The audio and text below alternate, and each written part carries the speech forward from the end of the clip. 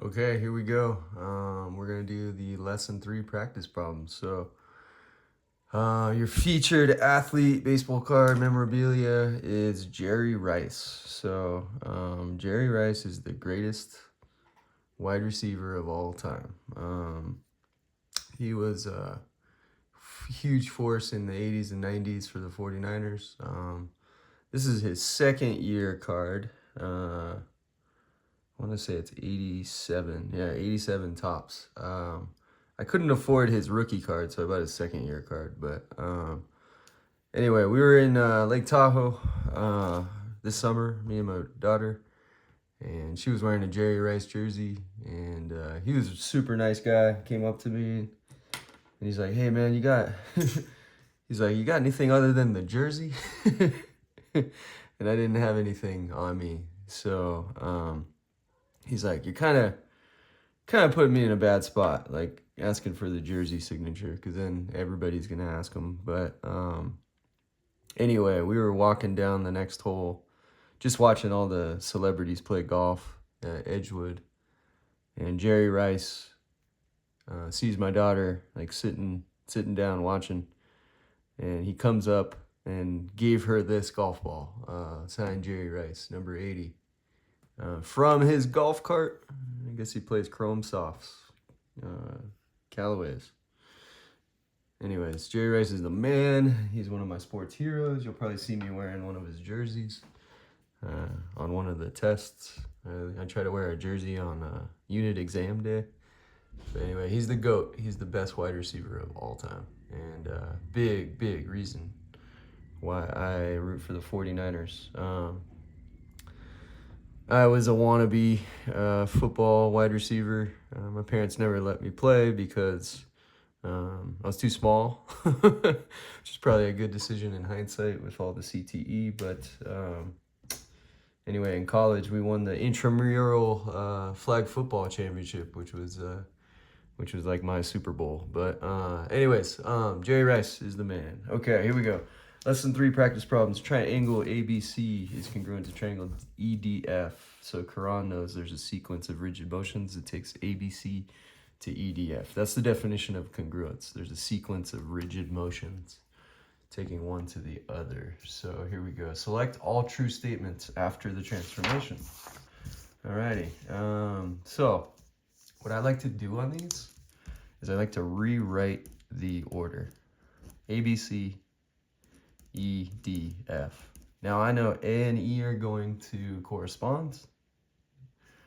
B and D, C and F. I know like AB, the line segment, will correspond to ED. I know BC will correspond to DF.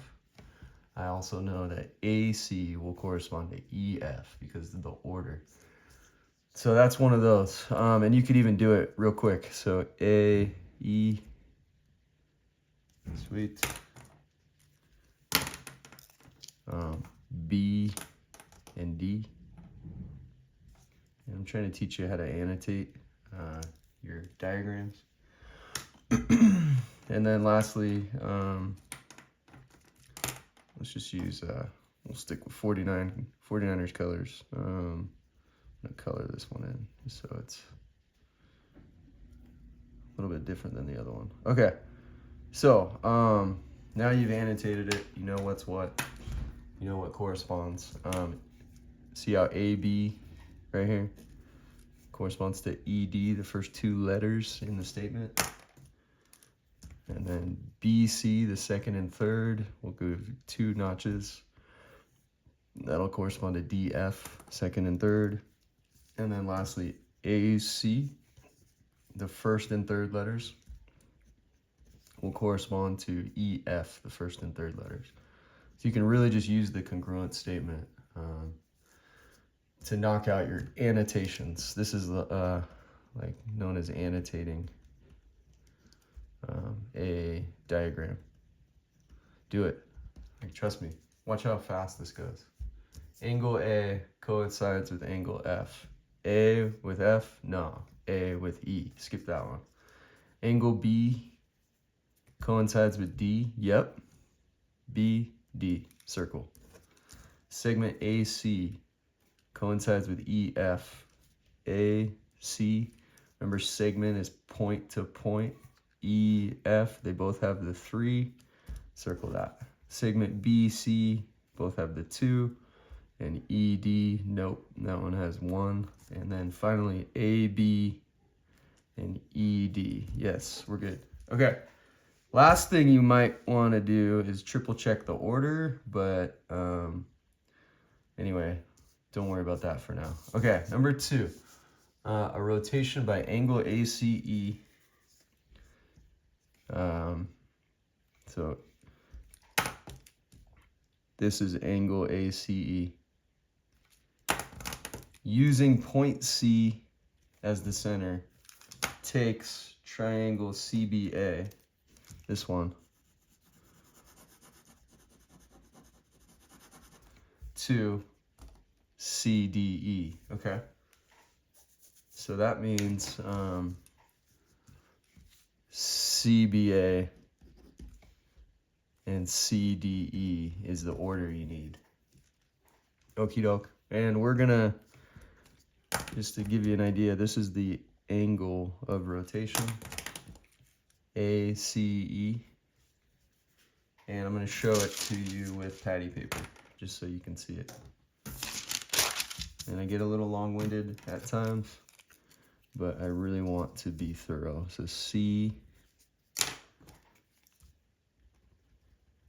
B, excuse me, sorry, gotta go a little slower.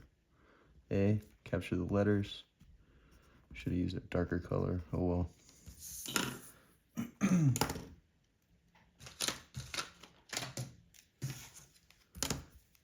A, B, C, you got C, A, and B. All right, so this is what it means.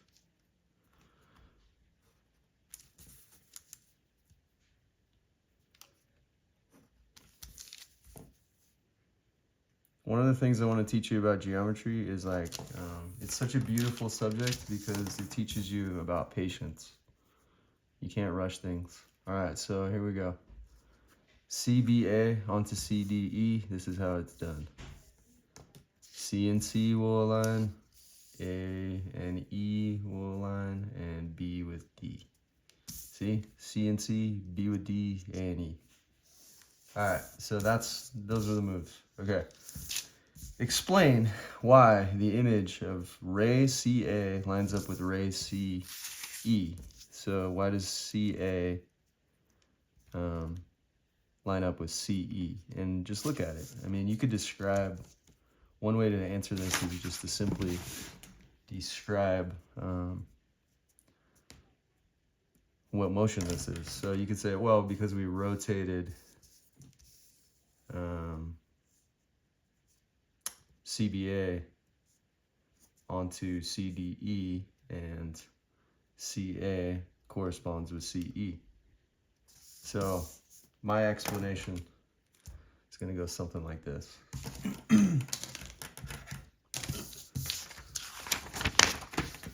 Rotations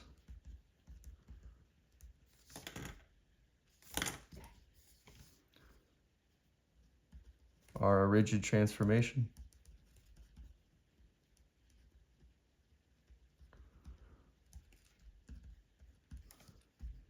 In rigid transformations,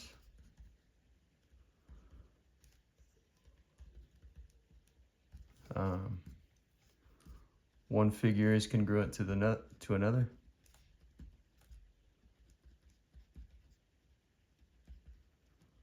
Or the other. And then 3, here's the big one, big point here. Corresponding parts. I taught you this in lesson 2. Corresponding parts of congruent figures are congruent. You could have also talked about the actual rigid transformation, the rotation itself. Okay, explain why the image of A coincides with E. I'll give you a different one. They gave us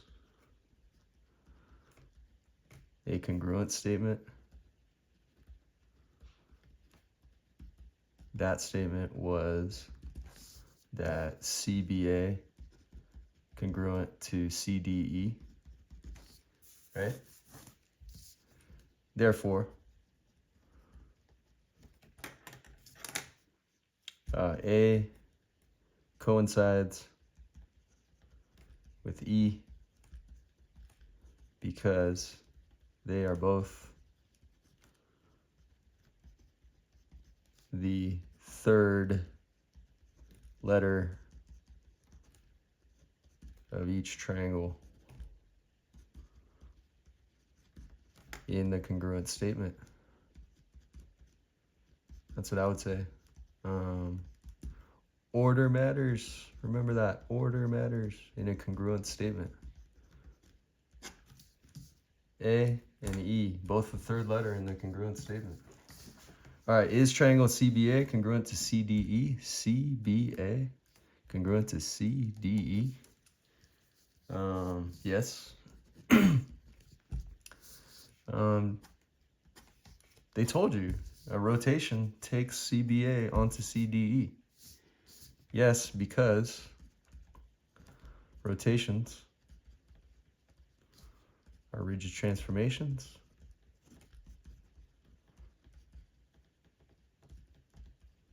That preserve size and shape or congruence. There's so many ways you could have answered that, but anyway, that's my suggestion. All right, cool. There's number 2. Let's go to number 3. The triangles are congruent. Okay, so you know these are congruent. Cool. Which sequence of rigid motions will take triangle XYZ onto triangle BCA? Cool. So they're giving you the congruent statement. It is XYZ BCA. Okay, so X and B, X and B. Sweet. Y and C. I'm just using these. Y. Just gonna color it in purple. And C. And we'll stick with this crayon for Z and A. How do I know that so quick? I'm just matching up the letters from the statement they gave me. Then let's just look at XY. You know XY and BC, so let's do that real quick. XY, BC. You know YZ will be CA. YZ, CA. And then finally, first and third, XZ. We'll go 1, 2, 3. And first and third, BA. 1, 2, 3. Annotating a diagram will help you so much. All right, cool. So, next up, let's see where they're going to go with this one. So, XYZ onto BCA. So, looks like we're going to start with X, Y, Z. All right, so you get your points, connect the dots. Then we're going to run each one of these statements and see which ones check out. Or which ones are true, I should say, to be more specific. I gotta stop using slang. Oh well. Okay, XYZ. I'm gonna go 1, 2, 3. Forget the angles for now, but anyway, hopefully the colors bleed through. But okay, translate XYZ using directed line segment YC. Okay, just go step by step. YC. All right. So it's gonna be there. Rotate X prime, Y prime, Z prime. So they're talking about this new XYZ because it's got the primes. Using C as the center, okay? C is right here. So that X prime aligns with, coincides with B. Okay, so we're right there. X prime coincides with B. And then reflect X double prime. See, we've done 2 moves. So if you're seeing double primes, you're like, what the heck is that? That just means we've done 2 moves. So reflect X double prime, Y double prime, Z double prime across line CB. That one's gonna work. Yep. Boom. There it is. Okay, circle that one. It said which. I'm thinking we're done, but let's triple check. Translate XYZ using directed line segment YC. Okay, same start. Rotate using C as the center, so X prime coincides with B. Okay, same first two steps. Reflect over AC. Nah, if we reflect over AC, this X is going to end up like right over here somewhere. It'd be like this. It'd be like this. That would not get this to this. Okay. Translate XYZ using directed line and segment YC. Okay, they like YC on this one. Rotate using C as the center, so X prime coincides with A. I'm thinking no chance. Nah, that's not going to work. X prime's never going to coincide with A. Okay. Translate. How do I know that? Because it's going to coincide with B. Well, I mean, someone could argue that one, actually. Translate XYZ using directed line segment YC. Okay. I'm going kind of fast today because I got to go to a family event. Rotate using C as the center, so X prime coincides with A. I already know this is going to be wrong. Reflect over AC. Nah, no chance. X never coincided with A, so that's out. So yeah, answer's A on that one, and that's why. Okie doke. Number 4, triangle HEF. Hef is the image of FGH after a 180-degree rotation about point K. What the heck does that mean? So HEF is the image, which means the FGH is the pre-image. So let's trace FGH. FG. H, let's capture K, let's capture the letters. There's really no reason to use your own font, just trace the letters. And if you notice on my whiteboards, all my drawings, most of them are tracings. Sometimes I'll trace it onto a piece of paper and then project it to the whiteboard, but they're still tracings. Some of them are hand-drawn, some of them, I should say that, but most of my drawings are tracings. And one of the reasons I do that is because I'm not that great of an artist. But all right, here we go. FGH is the start, the pre-image. So we're gonna rotate it 180, and it's gonna land on Hef. HEF. Don't confuse the H and the F. That's from FGH. So here it is one more time. 180 rotation. You could go clockwise or counterclockwise. It's going to end up in the same spot. So here we go. Let's write our statement real big. Hef, FGH. All right. Now, remember on this that order matters. I think this is one of those problems. Order matters. Gotta know this, meaning H and F, E and G, F and H. All right. Okay. What does that mean? That means H, F. Yeah, those look like alternate interior angles. G, E. And lastly, that little tiny little guy. Okay, and that means that they share this one, so we'll just mark that one. These two are 2, and these are 3. All right, sweet. Okay, let's see where they're going with us. We have to select all true. Triangle HGF,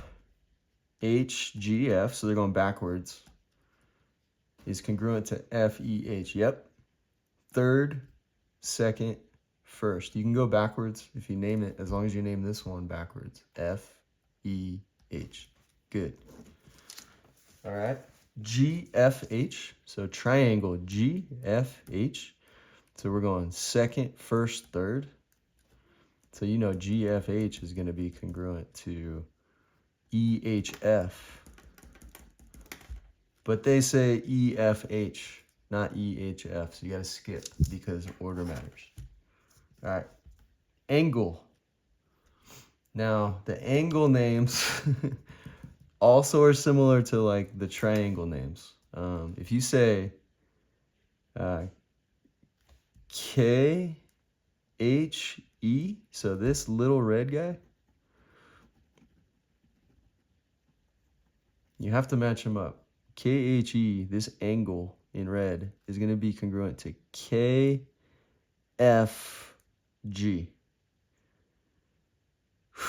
That's hard, I know. KHE is going to be congruent to KFG. This one right here. You need to know that you always put the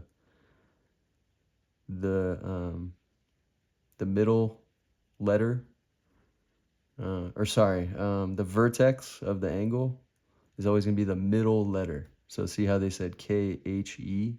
H is right in the middle. Anyway, it should be congruent to KFG, but they are saying it is congruent to KHG, which is this one. Is the red congruent to the purple? No, it's congruent to the red. Ooh, that's a tough question. Okay, GHK, the purple guy right here, GHK. Now, you're going to have to imagine this as like a mirror. GHK is going to be congruent to EFK, this one, and this one. GHK is right here in purple. It's going to be congruent to EFK. And that's what they said. Let's go that. Circle that. Segment EH is going to be congruent to segment GF.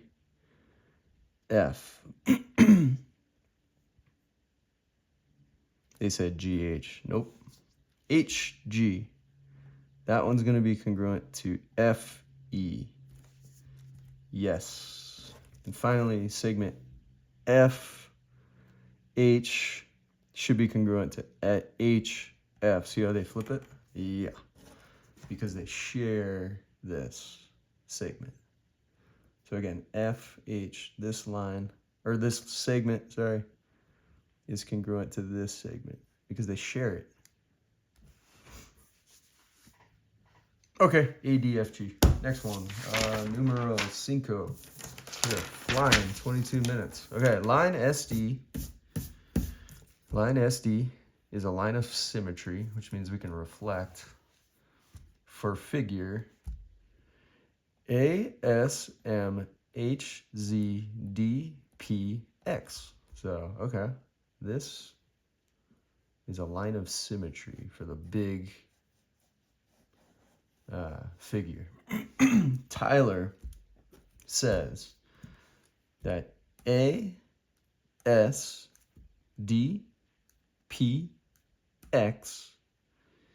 is congruent to SMDZH because AS and MS are corresponding. Tyler is confused. He forgot about order. Mattering. Order matters. You gotta get the order right. Come on, Tyler. Anyway, it's okay if you make mistakes. Tyler's a human being just like you and me. But anyway, why is Tyler's congruent statement incorrect? He's got the wrong order. So if you're gonna say ASDPX, you gotta start over here. A with M, right? Because A and M correspond. If you go A to S, then you got to start with M to S. And then you go ASD, so you got to go MSDZH. MSDZH. Tyler may have dyslexia, which is okay, but he switched around these two. So his order is off. His order is incorrect because ASDPX is actually congruent to, so let's do it one more time, MSDZH, not SMDZH. The other thing I noticed is like when I read it, SMD Wait, SM, you just jump over here? Like, nah, you can't do that. So I could tell right away that it was an order matters problem. Okay, write a correct congruent statement for the pentagons. Here it is. ASDPX is actually congruent to MSDZH. Cool.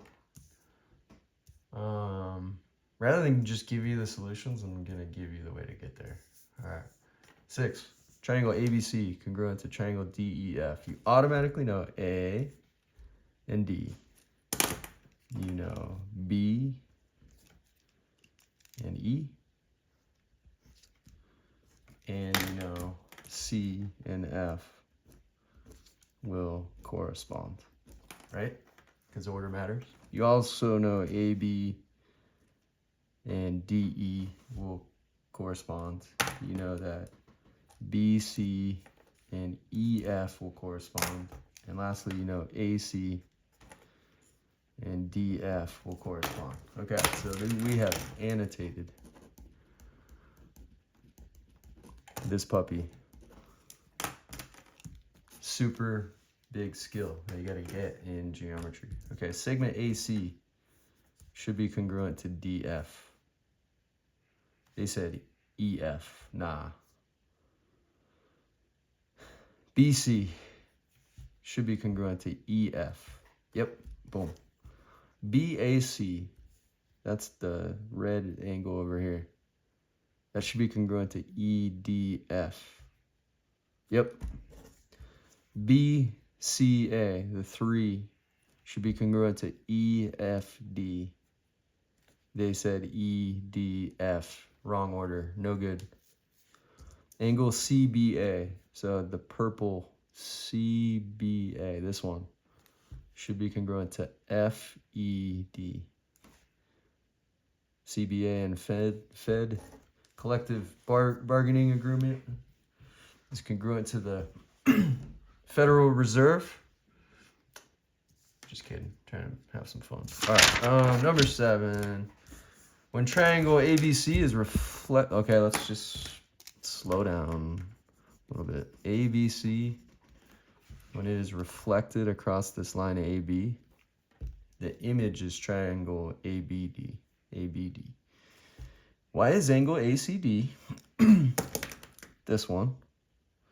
Remember the C's in the middle? Gosh, sorry, out of view there. Why is angle ACD congruent to ADB, this one?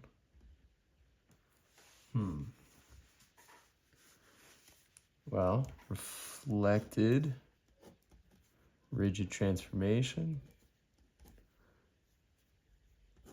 Rigid transformations preserve congruence. Incongruent figures, corresponding parts are congruent.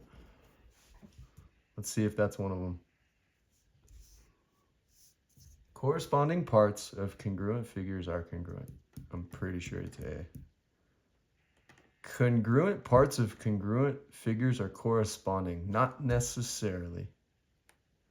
Because what if you had 2 isosceles triangles? Anyways, segment AB is a perpendicular bisector of segment DC. It might be, but it's not. Ah, jeez. I know this and this are going to be the same. That's a tricky one. Gosh.